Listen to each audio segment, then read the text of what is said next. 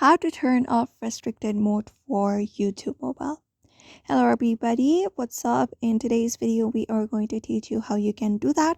So without any delay, let's just start the video. For that, first thing you can do is open up the YouTube application on your device, and once you open it up, you can go ahead and locate up your profile in the bottom right corner. And then once you locate up your profile, you need to go ahead and locate the settings icon, which is located at the top right corner. Usually just go ahead and navigate it up and tap on it. So once you open up your settings, you will be finding different options on your screen. You may go ahead and look out for the general option under account and tap on it. And once you head over to general, from the given options under that, you may just go ahead and scroll down, and you should be finding a restricted mode option.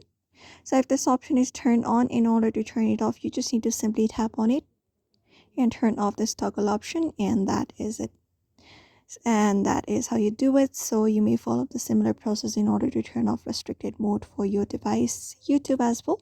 So I hope this video was helpful. Give it a thumbs up and subscribe for more tips and tutorials, and we will see you on the next video.